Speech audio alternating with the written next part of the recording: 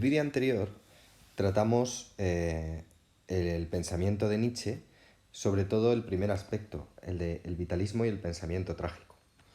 En este vamos a dedicarnos a tratar sobre todo el segundo aspecto, el nihilismo negativo, la crítica a la cultura occidental. Es un aspecto tan profundo y tan amplio que seguramente lo repartiremos entre este vídeo y el siguiente. En este vídeo lo que vamos a tratar es la crítica a la moral y la crítica a la religión. Bueno, también trataremos la crítica a los valores actuales. Estos tres aspectos serán tratados en este vídeo y en el siguiente trataremos la crítica a la verdad y a la ciencia y la crítica a la filosofía. Bueno, evidentemente el otro día estábamos tratando el vitalismo y el pensamiento trágico. Espero que os enganchara esta manera de ver el mundo de Nietzsche y voy a aprovechar para enlazar con todo lo que vamos a decir hoy, haciendo un pequeño repasito.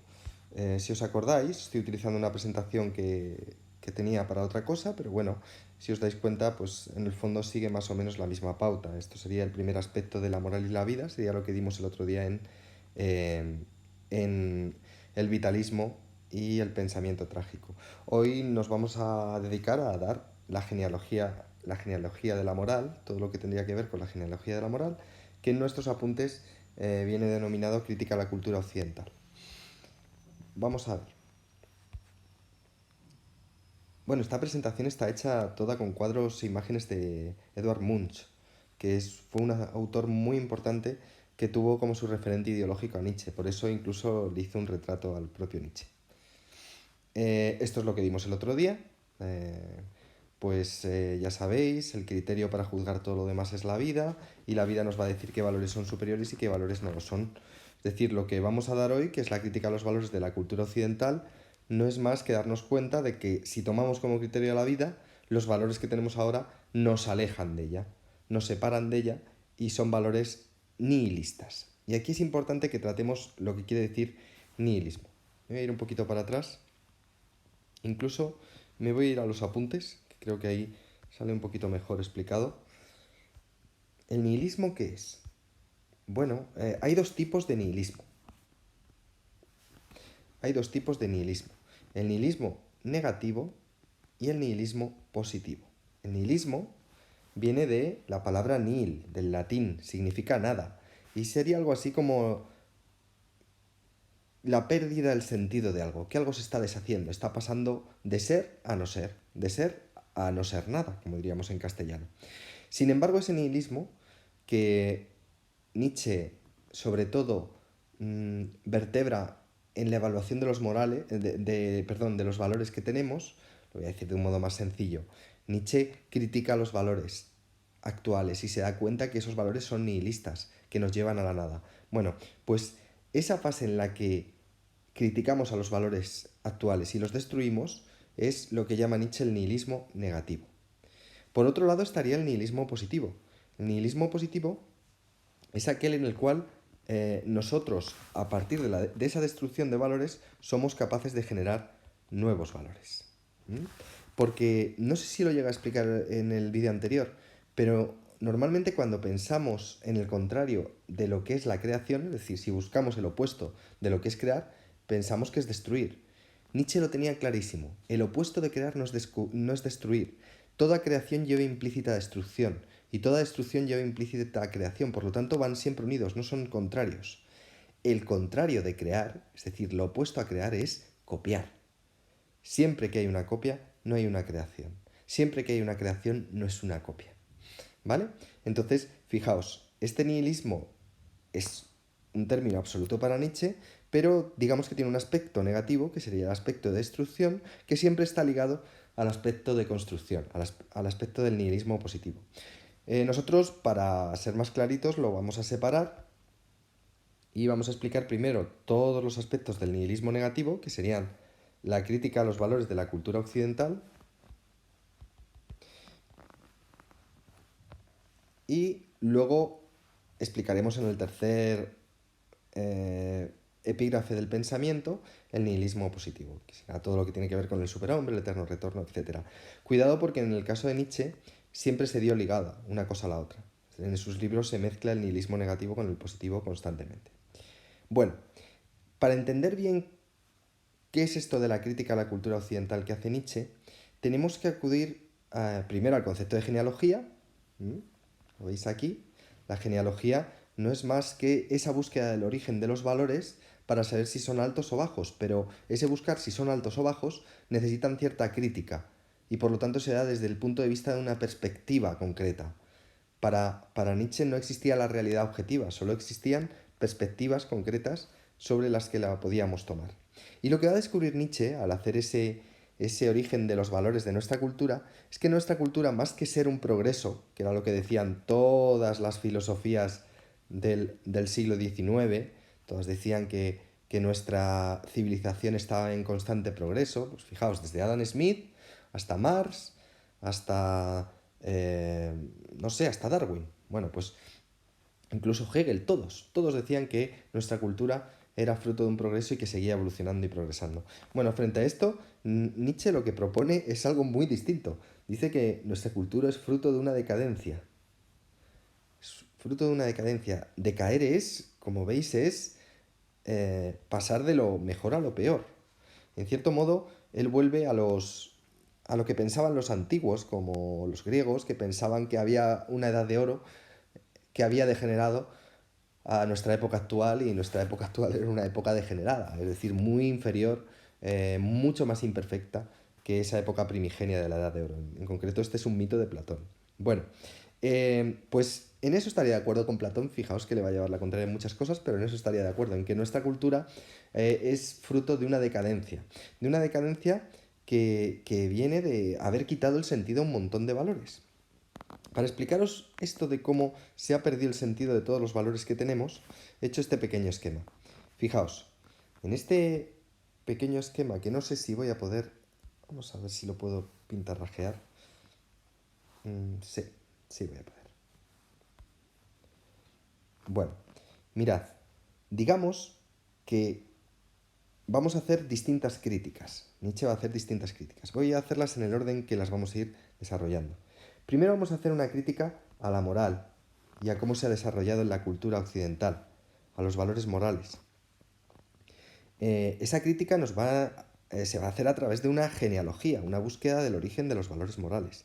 Lo que va a descubrir Nietzsche es que venimos de unos valores morales totalmente inversos a los que tenemos. Bueno, ya lo desarrollaremos. Esos valores morales se basan en la religión. Es la segunda crítica que vamos a hacer.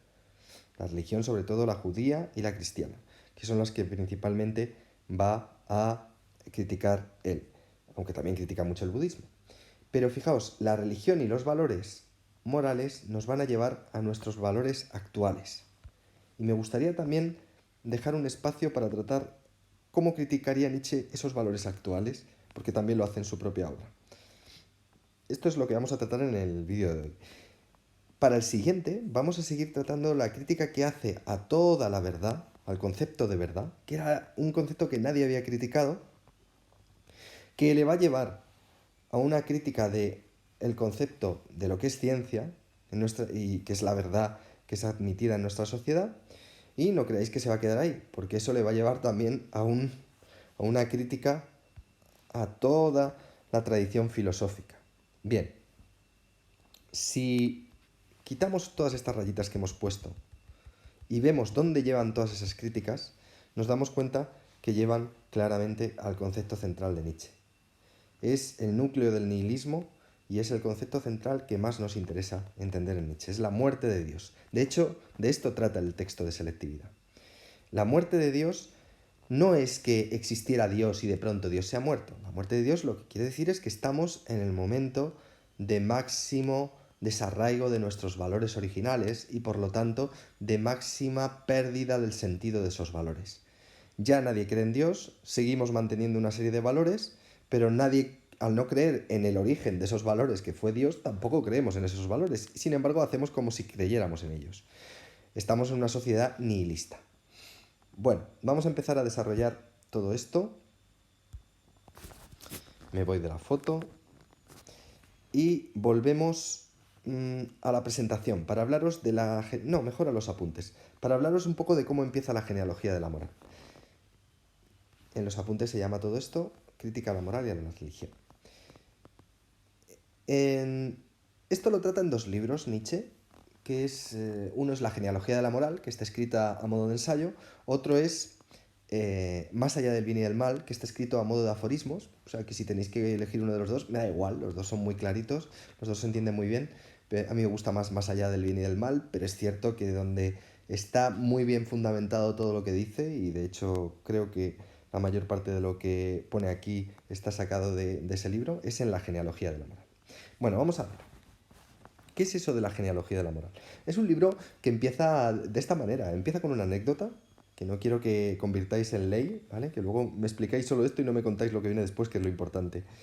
Nietzsche se da cuenta de que la palabra bueno en muchos idiomas es sinónimo de tonto, de simple, de bobo. En el castellano pasa, ¿no? Uy, qué buenazo es este, ¿no? En inglés él dice que también pasa, en alemán también pasa. Él, ya sabéis que al ser filólogo se dio cuenta de todas estas cosas, analizaba muchísimos idiomas. Entonces se empieza a preguntar por qué lo bueno se asemeja a lo tonto, si lo bueno debería ser lo mejor, lo más valorado, y sin embargo parece que nosotros lo infravaloramos. Esto le lleva a una hipótesis que va a ser la que va a desencadenar toda su obra de la genealogía de la moral. Vamos a la presentación. Aquí partimos el otro día. Vamos a ver. Mirad, él parte de la hipótesis, porque era un buen conocedor de la Grecia arcaica, de que los valores morales que tenemos ahora tienen su origen en la Grecia arcaica, pero que en algún momento se invirtieron, se dieron la vuelta. La Grecia arcaica tenía sus valores muy arraigados a partir de esta distinción que tenéis aquí de señor y el esclavo. Señor era el libre, el esclavo era el que no era libre, el que había sido captado porque había perdido en las guerras y no había dado su vida. Es decir, un señor puede dar su vida, lucha y si gana, gana y si pierde, muere. Pero el esclavo es el que pierde y sin embargo cede su dignidad, pero no... Bueno, cede su dignidad por miedo a morir. Vamos a ver. ¿Cuáles son los valores que asentaba el señor y cuáles son los valores que asentaba el esclavo? Bueno, el señor decía que lo que era él era lo bueno. Fijaos que los señores se llamaban a sí mismos aristos, de ahí viene la palabra aristócrata. Aristo en griego viene de arete, la virtud, los mejores, los virtuosos. Es decir, ellos decían, yo soy lo bueno. Claro, ¿por qué eran lo bueno los señores? Porque eran los que habían ganado en la batalla, por lo tanto eran los que tenían salud, los que tenían fuerza y los que eran realmente valerosos, valientes. Y esa valentía les daba el valor que realmente tenían. Bueno, ese valor que tenían estos señores, para Nietzsche se orienta o se puede establecer a partir de 2 conceptos distintos, pero que llevan a lo mismo. Lo que llamaría Nietzsche la voluntad de poder activa, ¿vale? El término voluntad de poder es un término técnico de Nietzsche, viene del término de voluntad de vivir de Schopenhauer, pero bueno, vamos a centrarnos en el de voluntad de poder. Para Nietzsche, todos los seres tienen una querencia, un querer, una voluntad de poder, es decir, de crecer más, de ser más, de llegar a más, de dominar más. ¿No? Frente a Schopenhauer, que decía que los seres querían sobrevivir, pero ya está, Nietzsche dice, no, los seres no solo quieren sobrevivir, quieren crecer. Eso es la voluntad de poder. Pero hay 2 tipos de voluntad de poder. La del señor, que es la activa, que procede de una afirmación de uno mismo, como estamos viendo. El señor dice, yo soy así y yo soy lo bueno, porque me enorgullezco de mí mismo. Bueno, esa voluntad de poder activa tiene la capacidad de ser creativa, es decir, se impone a todo lo demás. Yo siempre pongo en clase el ejemplo de esa película que seguramente todos habréis visto, y si no la habéis visto os recomiendo que la veáis, que es la de Troya, en la que comienza con Aquiles. Bueno, todos los griegos van a atacar la ciudad de Troya en barcos y el barco de Aquiles se adelanta y entra solo en la playa y empieza a matar a todos los troyanos él solo. Todos los que vienen detrás dicen, pero bueno, ¿qué hace este? Vamos a seguirle que si no se lo va a cargar todos él. Yo quiero también ser un héroe de la batalla.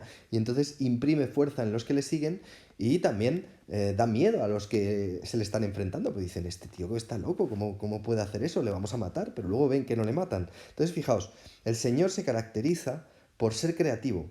Esa batalla no es igual si está Aquiles así no está. Él es el que centra toda la fuerza, todo el origen de cómo se va a mantener la estrategia en esa batalla.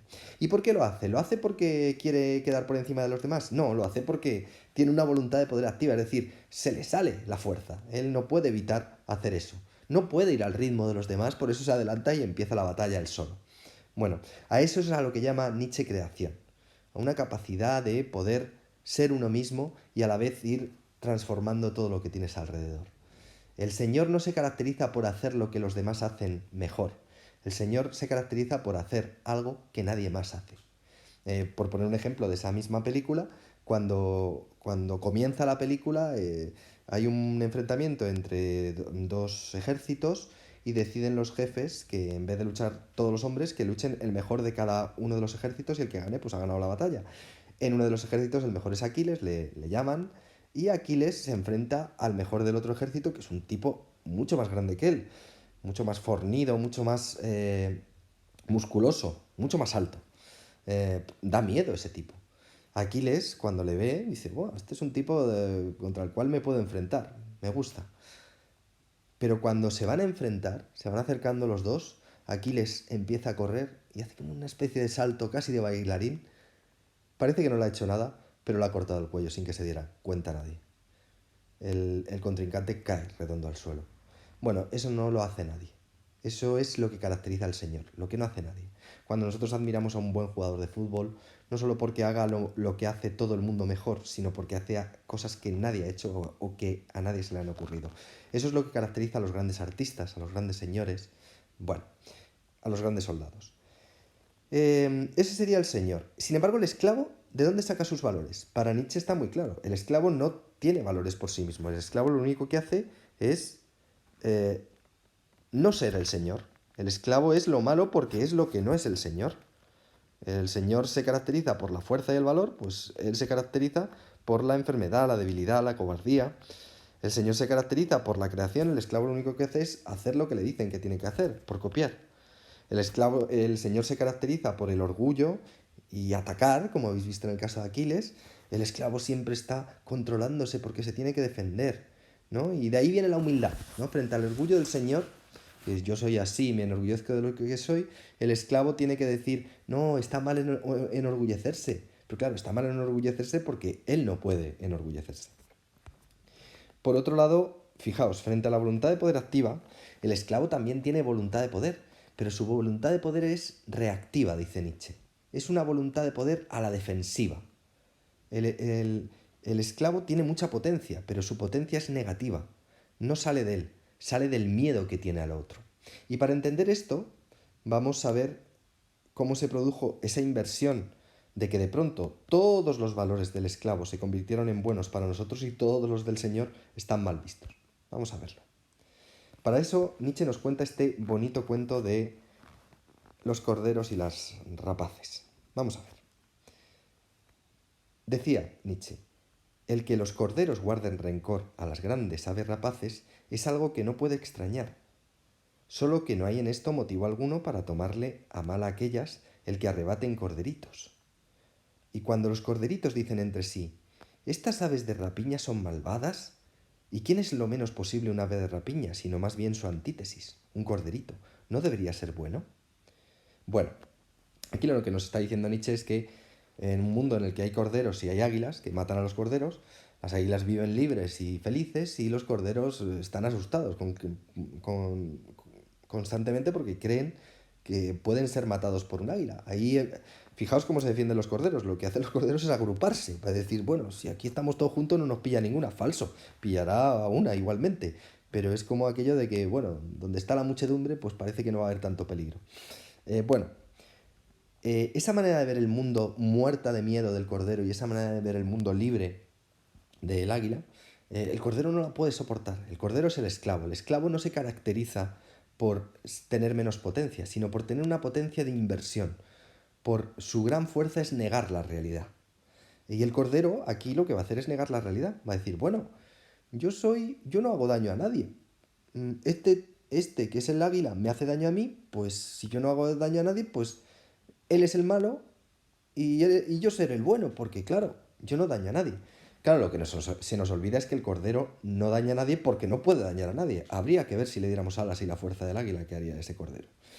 Bien, fijaos, lo que ha hecho el cordero ha sido invertir los valores. Se ha convertido en bueno cuando él no tenía nada positivo que dar, porque sencillamente ha convertido en bueno el no tener nada que dar.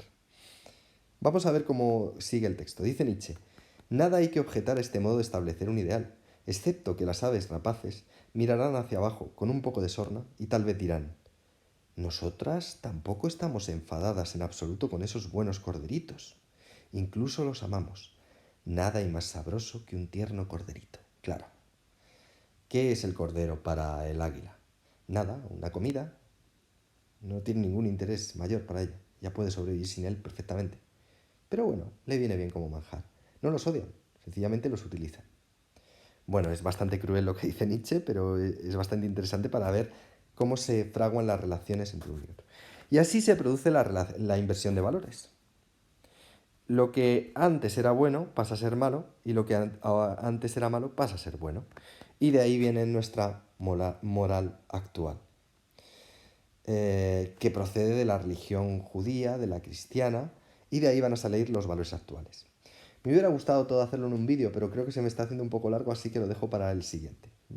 El próximo vídeo hablamos de cómo se han creado, cómo a partir de esa inversión, cómo las religiones van fructificando esa inversión de valores para llegar a los valores actuales, que es un punto bastante interesante.